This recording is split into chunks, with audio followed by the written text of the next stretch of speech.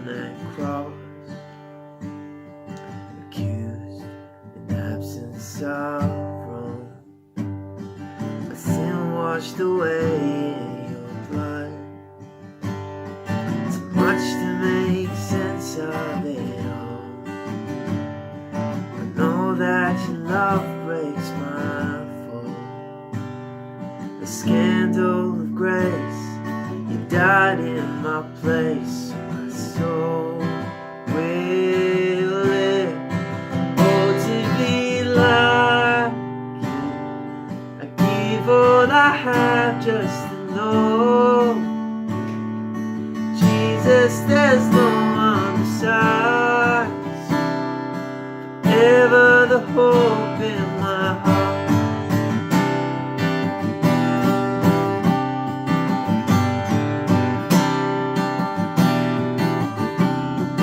Death, where is your sting? The power is as dead as my sin. The cross has taught me to live. The blood of heart now is sin. The day and its trouble shall come. I know that your strength is enough. The scandal of grace, you died in my place, and my soul will live. Oh, to be alive, I give all I have just to know Jesus, there's no one besides you. Forever the hope in my heart. Oh, to be alive, give all I have just to know you. Jesus, there's no one besides you. Ever the hope in my heart.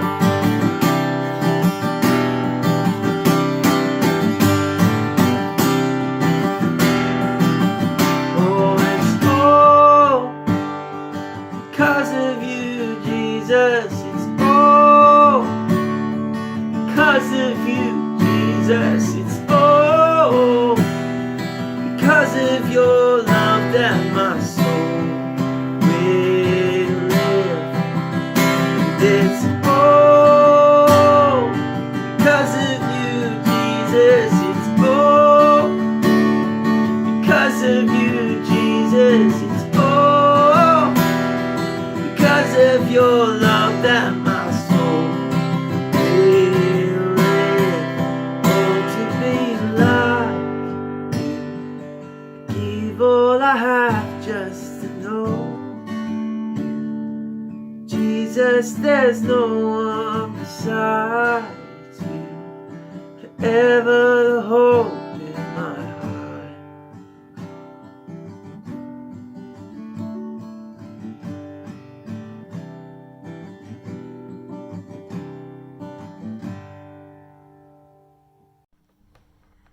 Hey church, before I get into a couple of key announcements, just want to give you a heads up about what today's service is all about.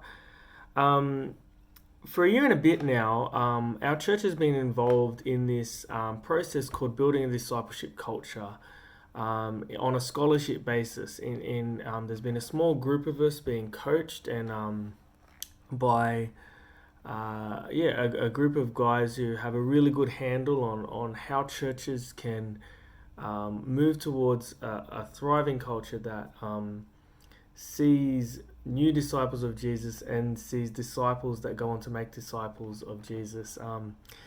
And anyway, you guys have definitely experienced some of the fruit of that, and hopefully you'll get a feel in what's different ways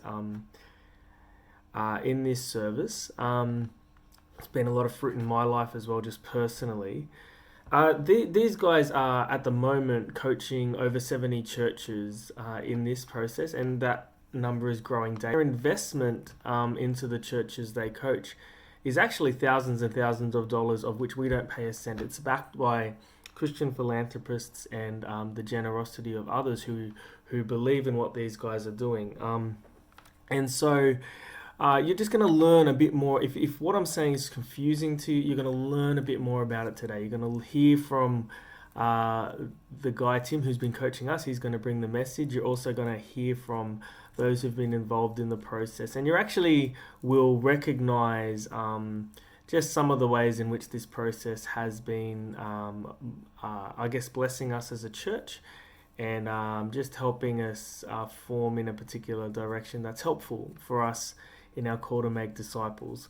So, and at some point in this broadcast, there's going to be a video that's going to ask for people in our church to, if they would like to give and pay it forward. In other words, give some funds so that other churches may also have the opportunity to have this investment in the future. And that's why it was really important for you guys to get a feel and taste for the story of this building a discipleship culture in this broadcast, so that that video which asks for your support doesn't hit you randomly. So if I reckon as by the end of this broadcast, this will all make sense. Obviously, today as you are watching this, we have a special business meeting today at the Ush at 1 p.m. Please get there, members. Please bring a chair if you know you're going to want to sit down, even though it's likely to be a short meeting. This is about voting. There's three motions, but the main crux of it is releasing a bunch of funds so the building committee can attack a development application process. I'm presuming people are ready to vote on this, and it's going to be a matter of just showing up and voting. It's going to be a secret ballot, so people will just put yes or no on pieces of paper, and we'll collect them and count them. So please get there today, and I look forward to actually seeing you in person as we gather, even in this small way, for this this quick administrative purpose, I suppose. And also we are going to try and do a bring your own chair service on the 11th of October. So we're going to have a break from our hubs, and we're going to ask people to gather on the Usher's property at 10 a.m. Bring your own chair. We're going to have the portable PA. There'll be some particular guidelines that'll come out of an official COVID safe plan, but you can understand the crux of it. Bring your own chair, space apart in your family groups or the people you live with, and and we'll have to wipe down things as we leave. It'll equal something like that, and but you'll hear more of it. So we're just going to try this, and as a way of learning, something we might want to do in the future, maybe on a monthly rhythm. We'll see how it works. There's a shaded part of the property that people can gather under. It'll be outside, so it'll be a bit easier to keep with restrictions, and we're just going to give it a go. So please just note that in your diaries. 11th of September, we are going to try and meet in person and do the service live at the Bennett Road property, and we will either broadcast it live in some way or record it and play it for those who must stay home. But just letting you know that we're going to give that a shot, and I'm actually looking forward to it. I'm looking forward to the opportunity to just gather as a community as a whole. So just lock that one in on the 11th, and let me just pray for today. You're going to hear an interview with me and Tim, the guy who's been coaching us in that BDC process I was talking about at the start. You're going to hear from the people who've been in that little coaching cluster with me and their testimonies, and you're also going to hear a message from Tim today. And so everything I'm saying hopefully makes sense by the end of today. Let me pray. Dear Heavenly Father, pray a blessing over today. May, as we hear these stories and hear from Tim, just teach us whatever you want to teach us. bless the meeting today at the property. May your will be done, your kingdom come in the choices we make at that meeting regarding the potential to build on that property. And also, Lord, we just we ask you, Lord, to continue to work in our community, do your thing, lead us to be more like Jesus as we follow you in this strange time. Amen. Hi Sinclair, how you going? I'm here with this guy you don't know called Tim. Hi Tim. Hey Nate, how are you? I'm good. A little bit more about Tim in a moment. So look, a lot of the church doesn't know, and Tim's here because he's a big part of this. But about a year and a bit ago, our church got on board, signed on to this thing called building a discipleship culture.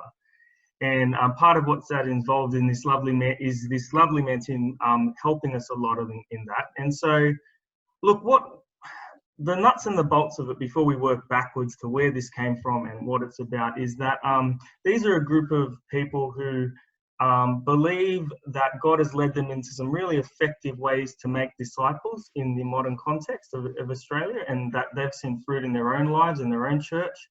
And they want to help other churches, essentially, with what God has showed them. And what that looks like is there's a small group of people in our church, a little cluster that Tim coaches, and I'm a part of that, and Esther is a part of that, along with a few others. There's this fortnightly Zoom coaching session and a bunch of intensives as well to go along with that. And these guys have been just helping us rethink back to basics, nothing new, as Tim will tell you, but just get us to process, hey, how are we making disciples? What does that practically look like?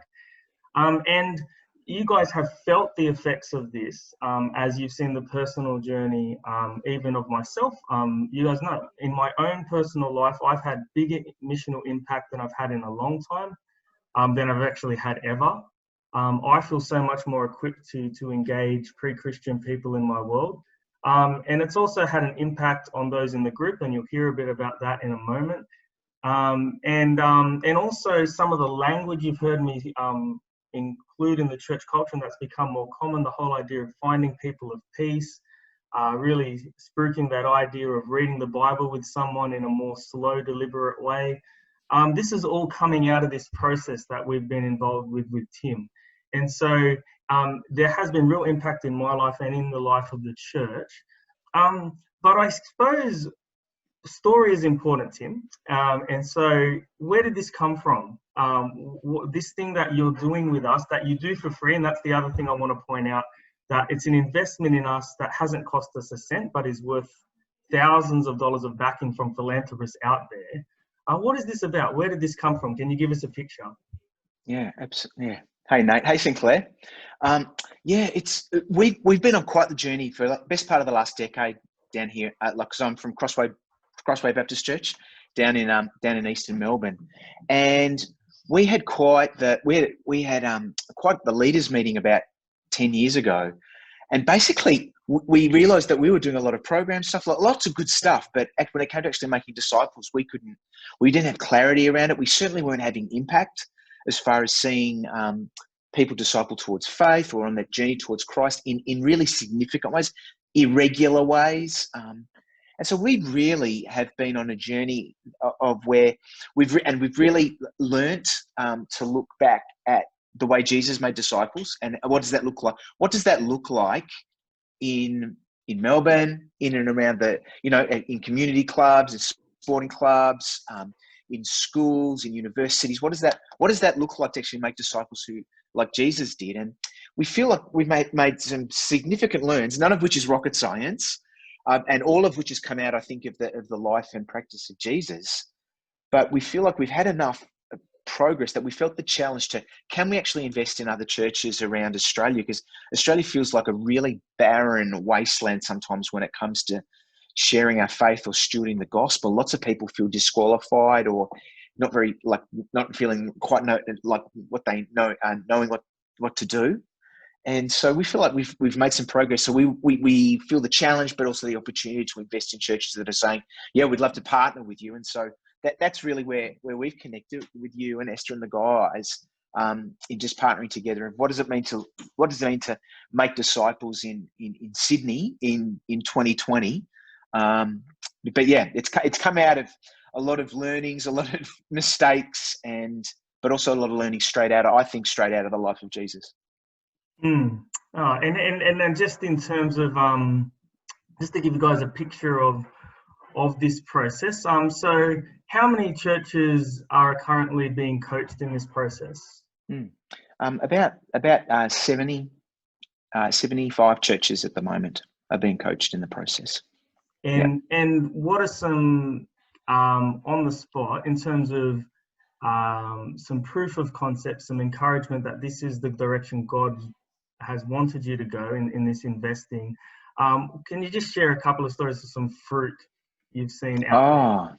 Absolutely. So,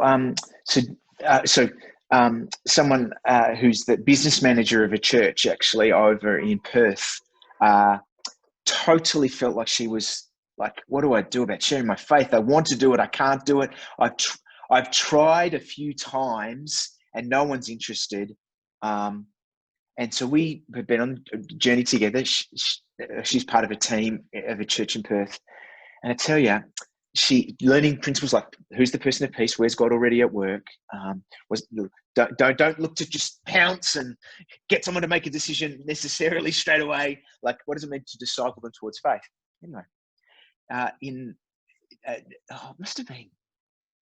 Must have been 7 months ago. She asks her friend Lindsay if she can to read the Bible with her. And she says, and Lindsay, who I thought was a person of peace, like, listen and serve. Maybe you use that language with the guys, Nate.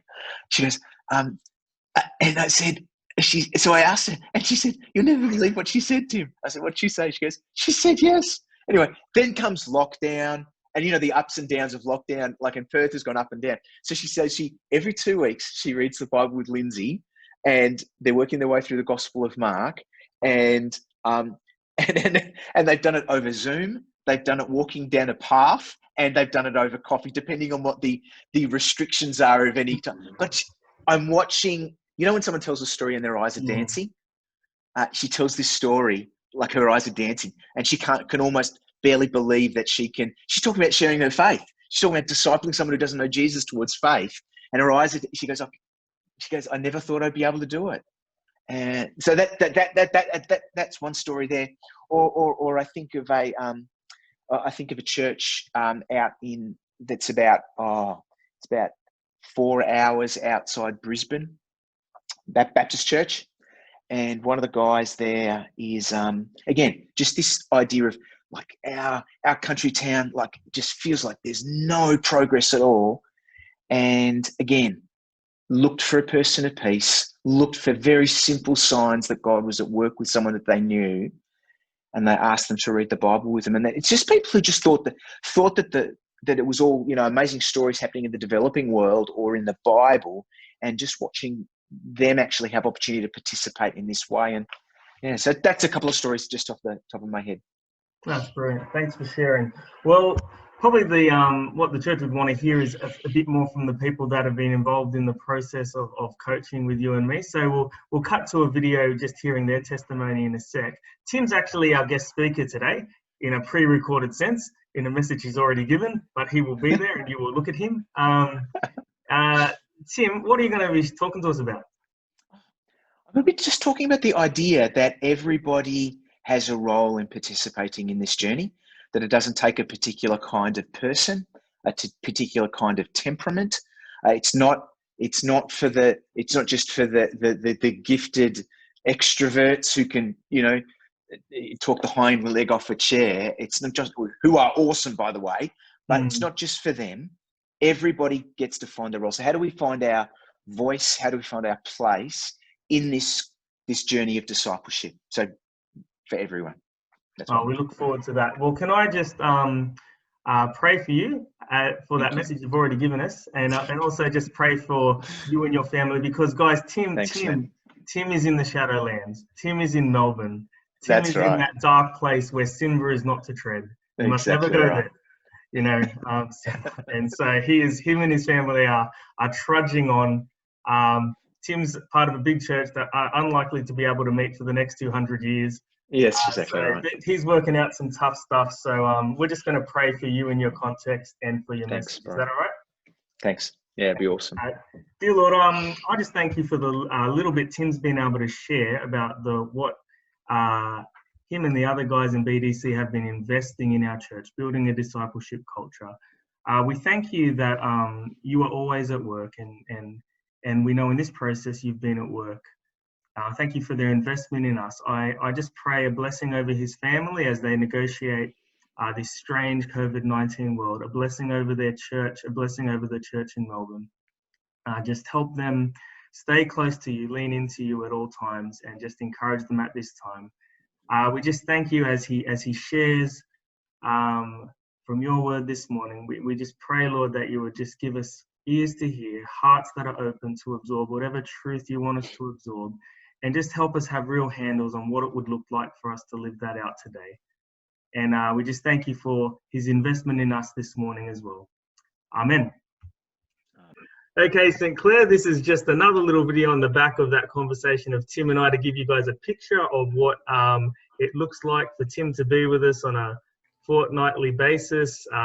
Every week we look at the Bible and we take a fresh look at how Jesus made disciples who made disciples, and we ask just good questions of each other and try and work it out as a group of trusted friends. So here's three people who you know very well who've been on the journey consistently from the start. And so I'm just going to get Johnny, Esther, and Katie to share either just something that they've grown, a growth point out of all this, or just a bit of fruit that they want to share with you from this as well. So who's going to go first? I'll happily go first. Johnny will go first. Yeah, so I guess just a growth point I was reflecting on was just that I guess, yeah, my story is just a bit that I'd gotten a bit messed up with just my view of Jesus and of God, that there was just something in my mind that had become a bit law-based, and I guess the visual of God was probably a bit more like folded arms, unhappy all the time, and a bit of a hard taskmaster, putting me on the treadmill. And I think this group has just been really helpful and instrumental in just me being able to talk that stuff through, and being led by Tim, who's just so we stay in the Gospels a lot and really focus on Jesus and his mission.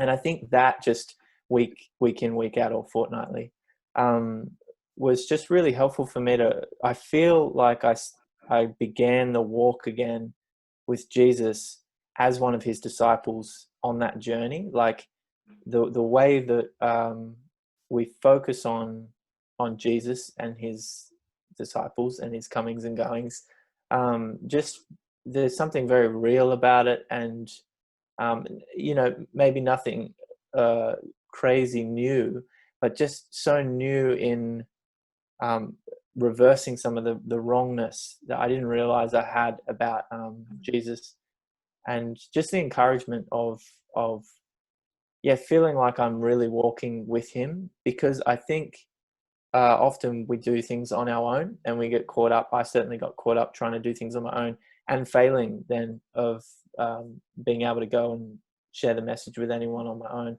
But because this group follows the idea of the disciples following Jesus, and it's trying to kind of replicate that we do things together, we do things as a group of people, that I think that was such a big part of me unraveling some of that stuff, and been exciting for me to get back on that journey.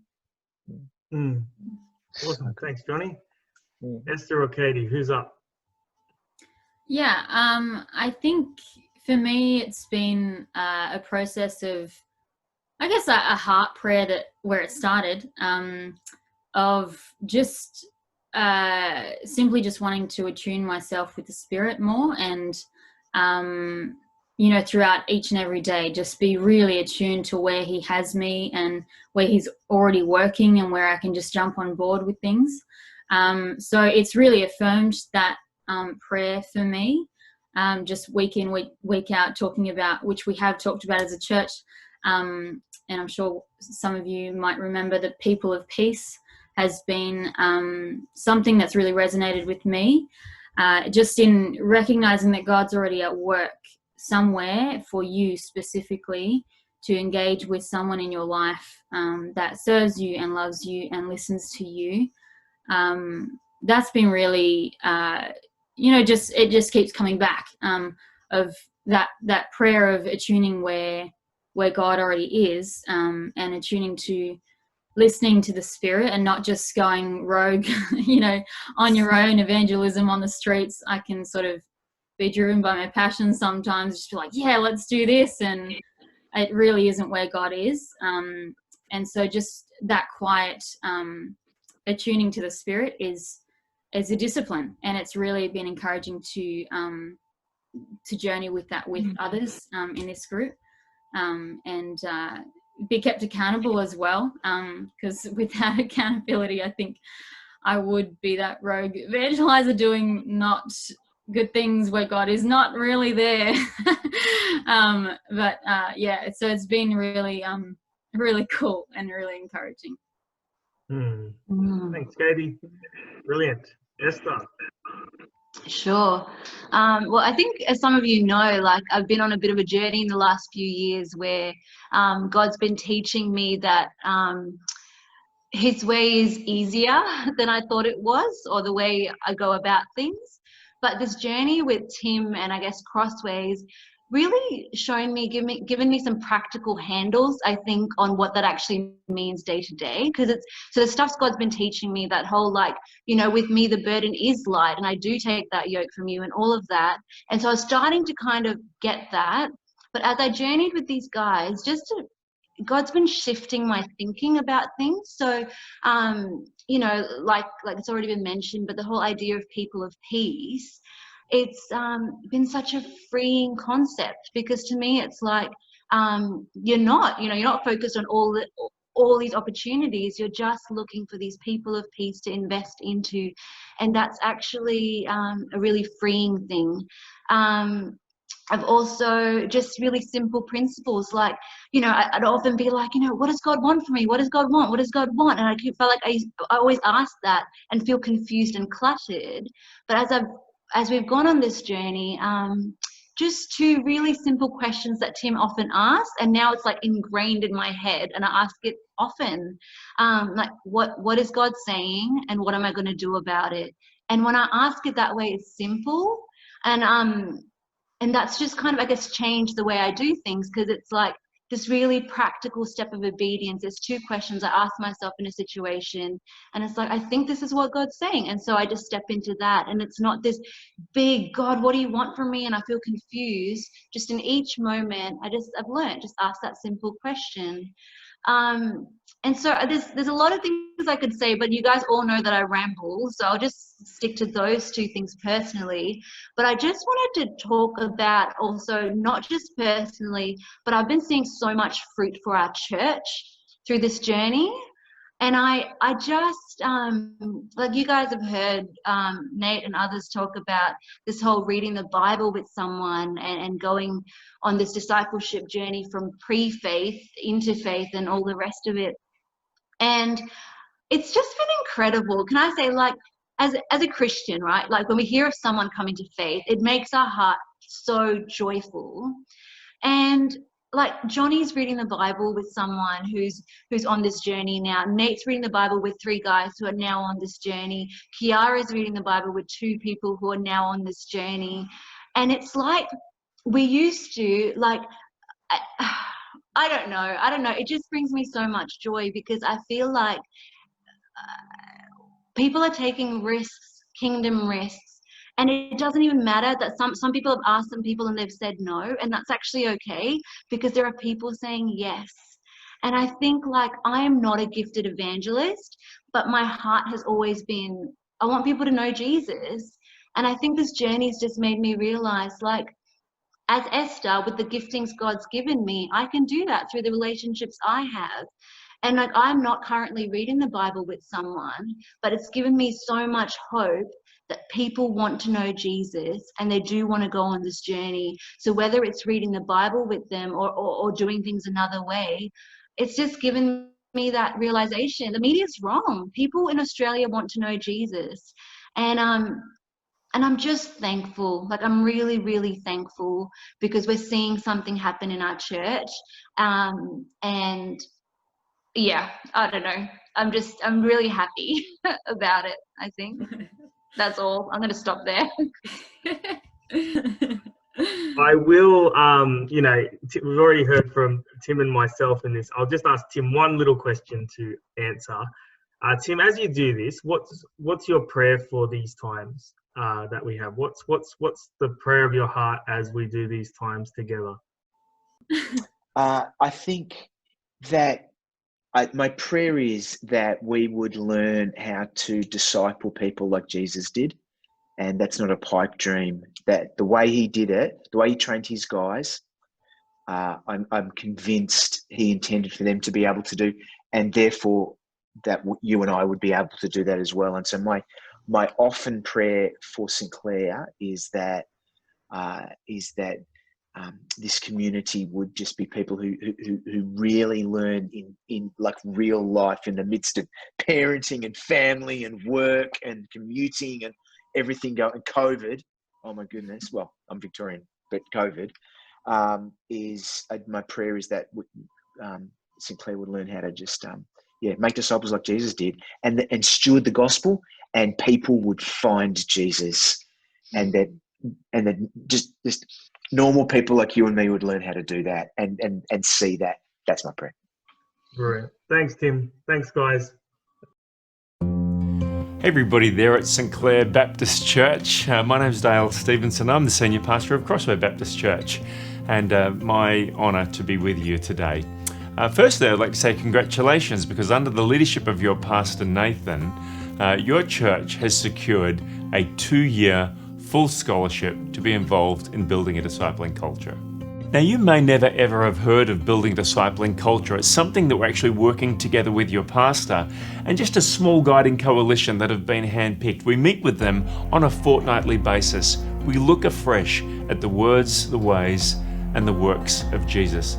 We need to do this because Australian Christianity is in its 7th decade of decline by all measures. We just can't keep going in this way.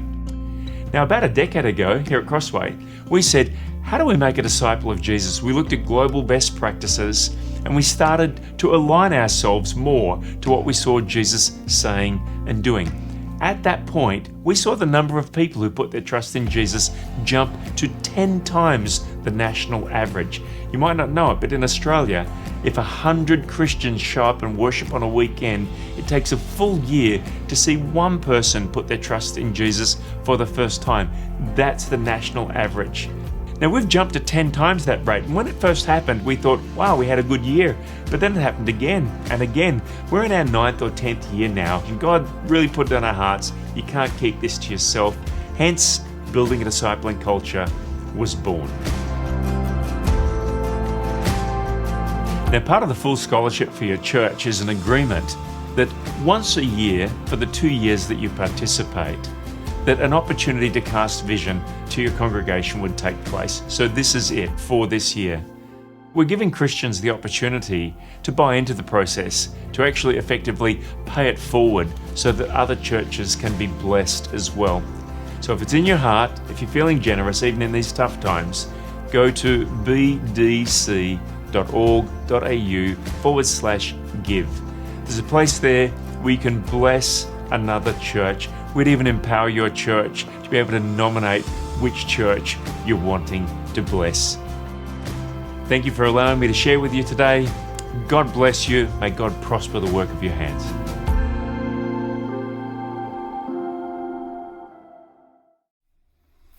Hey Sinclair, it's great to be with you today. My name's Tim, and I've had the privilege of journeying with Nate and Esther and John and Katie and Steve and on and off Adam and Michelle and Dan for best part of a year now on a journey of discipleship and mission. And it's been such an incredible privilege. So it's brilliant to be able to chat to you today. I bring you greetings from down here in Melbourne. We just came out of lockdown. Lockdown stage 4. The playgrounds are open and curfew's gone out till nighttime curfew till 9 p.m. So our brave new world has changed a little bit, but challenging times, really crazy times in so many different ways. But it's great to be with you today, and I just wanted to look a little bit at a passage of scripture today that I absolutely love, and it's a core message that's been so valuable for us in our church context here at Crossway. For the best part of a decade, we've been on quite the journey around what does it mean to make disciples, what does it mean to steward the gospel, what does it mean to help people find hope and faith that can only be found in Jesus, and also not just become the recipients of that hope and that faith, but become conduits of that so that they can actually be and bring good news to the people around them. And so if you've got a Bible with you, Acts chapter 4, it's you'll know the story, but it'd be great to read it with you again. And so it goes like this, Acts chapter 4, verse 1. It says this: the priests and the captain of the temple guard and the Sadducees came up to Peter and John while they were speaking to the people. They were greatly disturbed because the apostles were teaching the people, proclaiming in Jesus the resurrection of the dead. They seized Peter and John, and because it was evening, they put them in jail until the next day. But many who heard the message believed, and so the number of men who believed grew to about 5,000. The next day, the rulers, the elders and the teachers of the law met in Jerusalem. And Annas, the high priest, was there, and so were Caiaphas, John, Alexander, and others of the high priest's family. And they had Peter and John brought before them, and they began to question them. By what power or what name do you do this? And then Peter, filled with the Holy Spirit, said to them, rulers and elders of the people, if we are being called to account today for an act of kindness shown to a man who was lame and are being asked how he was healed, then know this, you and all the people of Israel, it is by the name of Jesus Christ of Nazareth, whom you crucified, but whom God raised from the dead, that this man stands before you healed. You see, Jesus is the stone you builders rejected, which has become the cornerstone. Salvation is found in no one else. For there is no other name under heaven given to mankind by which we must be saved. And then this, when they, the religious leaders, when they saw the courage of Peter and John and realized that they were unschooled, ordinary men, they were astonished, and they took note that these men had been with Jesus. They're speaking with such clarity, with such courage, with such freedom. And the one thing, their opponents, people who are maybe wanting to sabotage or resist what they're trying to say and what they're trying to do, in their words, they describe Peter and John as unschooled, ordinary people, ordinary men who had been with Jesus.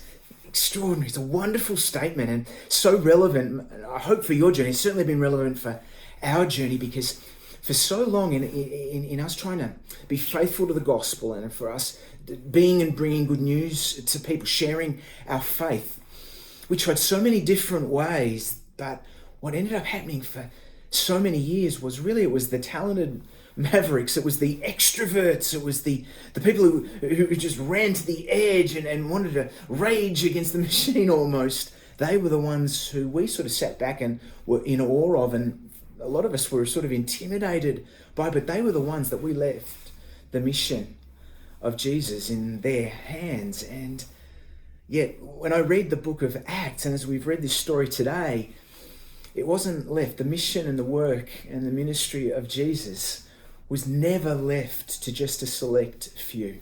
Never the people who were naturally wired for that somehow. Not just the natural born evangelists or social activists or the extroverts amongst us. No.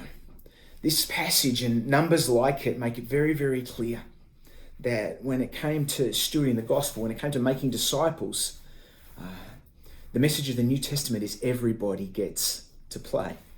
I love this phrase. They were unschooled, ordinary men. The word for ordinary men here is idiotai. I love that word. It's like my favorite Greek New Testament word, if you can have a favorite word. But these guys were literally bad at grammar, and they are idiots. But they had been with Jesus.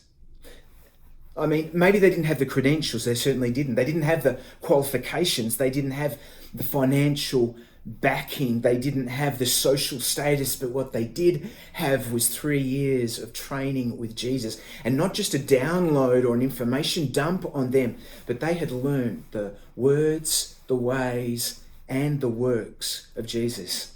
They'd heard steadily the insight that Jesus had into life and into ministry and into leadership and into family.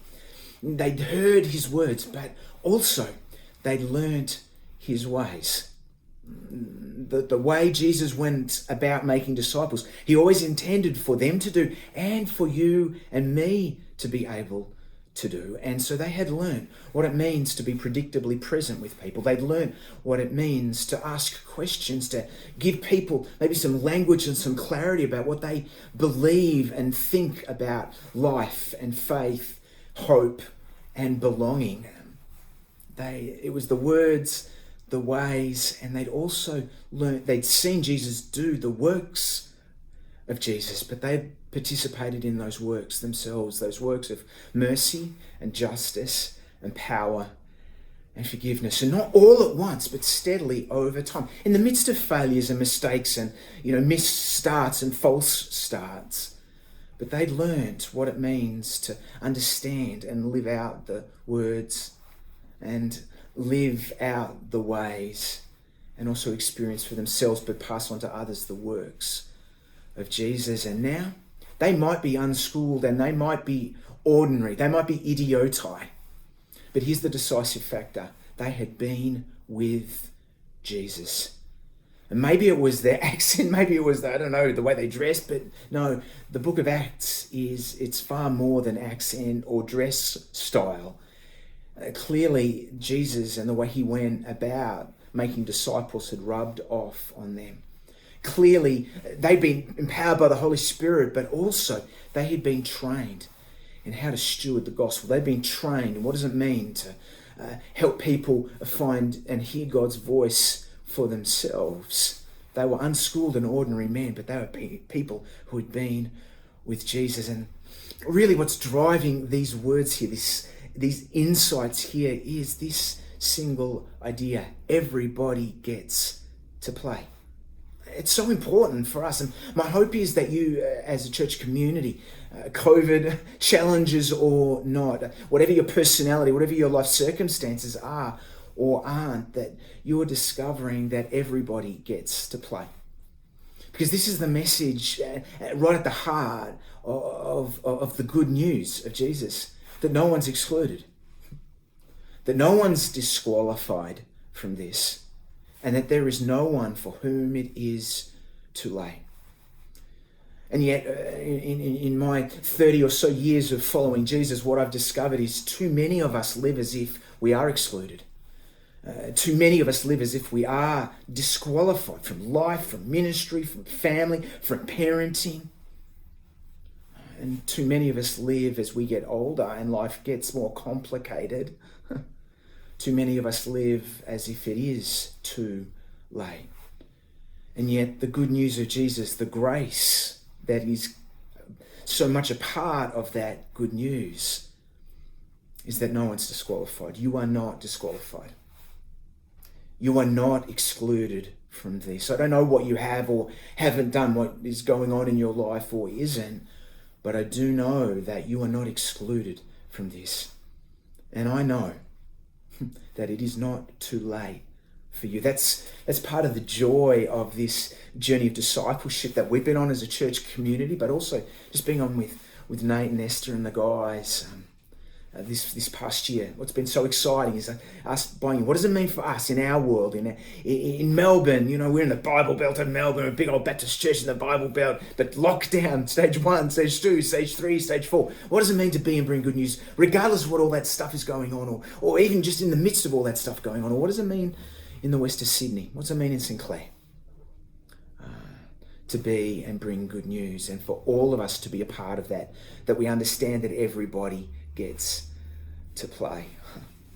I tell you what, I'm not a natural born evangelist. I'm not a natural born activist, and I'm an introvert, albeit at times an enthusiastic one, but an introvert nevertheless. And that was for so long. No one said it, but this is what it felt like. It felt like the evil trifecta of being terrible at sharing my faith. And somehow I had to change my personality or cram my brain with knowledge that I just couldn't ever remember enough of. And yet the beautiful thing of this journey is, as our church, we've looked at the words, the ways, and the works of Jesus, that we've discovered this idea that we all have a part in this, that we're all uniquely created in different ways, but uniquely created and designed to play our role in this, that we're all uniquely placed. I mean, there's no one who's got access to people and places and environments that you have. And there's no one like you and like me in our different worlds that have the opportunity to pray the prayers that we can because of the people that we know and the things we see.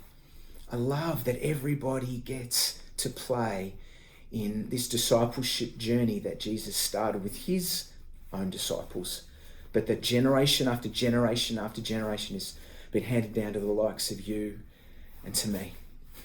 It's funny, just to give you a snapshot, like maybe a blink test on my life right now as an introvert, non-raving lunatic evangelist. But I tell you, I've been journeying just with my 85, actually she just turned 86 last week, 86-year-old aunt, who's my dad's only sister. And she's a confirmed socialist, one of the most fiercely independent and highly capable people I've ever met in my life. And she has, every time, in all the years that I've known her, she's never wanted to go anywhere near relationship with Jesus, gospel, good news, church, and nothing like that. She's been to, Easter a couple of times at her local church, but nothing more than that. And it's really interesting, even though we've gone into lockdown and like there's been opportunities for me to be a primary carer for her, as we've just journeyed and sat together, she's really opened up, not just about herself, but about her history, about life, and just to journey with her. And I'm not waiting there to pounce, I'm just waiting there to ask the question, God, are you already at work? Because that's one of the key ideas that unlocks this idea that everybody gets to play, that God's already at work. And it's not hard to find that. And as I've just been authentically curious with her, I'm not trying to bait and switch her, manipulate her into some conversation, but as I've just journeyed with her and I've prayed, it's fascinating. On Friday morning, I'm sitting with her and I asked this question. I never thought her to ask her this particular question, but I said this because I felt like God's at work. I felt like, I at least meet the qualification of unschooled, ordinary man. And I asked her the question, I'm looking for someone to read the Bible with. I don't know whether you'd be interested. She said yes. Yeah, I'd like to do that, Tim. And so I almost screamed and fainted when she said that. But you know what? I'll just sit with her each week over the next little time, and we'll just read through the Gospel of Mark together, and we'll just, Nate and the guys have talked into the church context around reading the Bible with somebody who doesn't know Jesus. But we'll just sit week by week. We'll read the Gospel of Mark. It's great because it will help her engage with who Jesus really is and prepare her for the story of the cross. And my prayer is that she will not only put her faith in Jesus, but she will, in her 80s and her 90s, cause other people to find and discover Jesus for themselves as well. But I tell you what, 6, 7, 8 years ago, if you'd said, Tim, this would happen with you and your aunt, I would have said, you're crazy, you got rocks in your head. But I tell you, everybody gets to play. No one's excluded. No one's disqualified. There is no one for whom it is too late. And I'm so grateful for that. So where do I start? Where do I go next? What step do I take? Maybe just as we finish up, let me give you just a couple of thoughts with regards to maybe what's the next step? What's an opportunity? Maybe what's a challenge? But what's the first thing that maybe I can take a step towards? And so let me just ask you a few questions just to land this. And the first one is this. Who are the people who you know, who like you, who listen to you, who trust you and maybe want to serve you? They're curious about what you say. They ask your opinion. Maybe look to them and look, what's a way that you can bring faith or hope or love a little bit more in their life? So who are the people that you know? The second thing is, what are some of the passions that stir inside you? Maybe passions and interests that connect you with the local community. Maybe passions and interests that cause you to want to help people around you. What are some of those passions, and where might they lead you to be and bring good news to people? Maybe you're stirred up around injustices or difficulties that people are facing in your world right now. What is the next step you can take to not only be frustrated about the problem, but be part of the solution? Not step 100, 110, 120, 150. What's the next step that maybe you can take towards being a part of the solution to some of the passions or the problems that you see? Another one is this. What are some of the prayers that you find yourself praying for people in your world right now? And maybe ask yourself this question. What's causing me? Maybe it's the prompting of the Holy Spirit to be causing you to be praying these prayers for people. And then if you feel like it's the Holy Spirit prompting you, what's one step you can take in order to be part of the answer to your prayers?